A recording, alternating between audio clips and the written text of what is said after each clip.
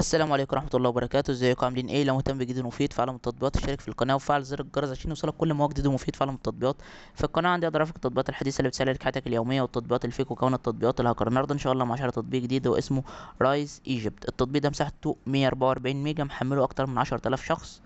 التطبيق ده خاص بالتقسيط. يعني ايه؟ يعني لو انت حابب ان انت تشتري اي حاجة بالتقسيط من اي مول، من اي متجر، من اي محل، بتقدر ان انت تشتري، تشوف الحاجة اللي انت عاجباك دي، وتقدر ان انت تدخل على التطبيق تشوف التطبيق الاول بيدعم المكان ده، يعني بيدعم البراند او المكان اللي انت بتشتري منه ده ولا لا. لو بيدعم فانت بتقدر ان انت تشتري الحاجة دي بالتقسيط من خلال التطبيق، وتقدر ان انت تدفع القسط بتاعك برضو من خلال التطبيق للتطبيق نفسه.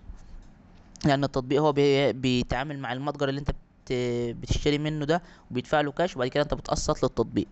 بتقسط مثلا الحاجة، طبعا التطبيق بيكون ليه نسبة ان هو بياخدها مكسب ليه. يعني لو حاجة مثلا ب10000 جنيه ممكن مثلا يكون ليه مكسب 10%، 15%، 20%، وهكذا على حسب بقى الحاجة اللي انت بتشتريها. وبرضه انت بنظام التقسيط بتاعك بيقولك مثلا عايز تقسط الحاجة دي على وقت قد ايه. في بداية من 3 شهور، في 6 شهور، في 8 شهور، 8 شهور، في سنة. كل الحاجات دي موجودة في التطبيق.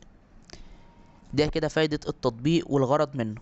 مشكلة التطبيق بقى انه اول حاجة التطبيق بياخد وقت طويل جدا في الموافقة، لان في ناس اتعاملت مع التطبيق وبيقولوا ان هم بيقعدوا اكتر من شهر لحد ما التطبيق يعمل لهم موافقة. بالاضافة لان في ناس تانية بتدخل البيانات بتاعتها، سواء الاسم بتاعها ورقم الموبايل ورقم البطاقة والصورة الشخصية والحاجات دي كلها، وبعد كده يقول لهم ما يتقال لهم انتوا في الانتظار، وما يتردش عليهم.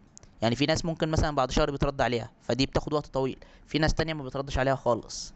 بالاضافة لان التطبيق طبعا كله باللغة الانجليزية، وبيتضمن اعلانات وبيطلب منك الاشتراك.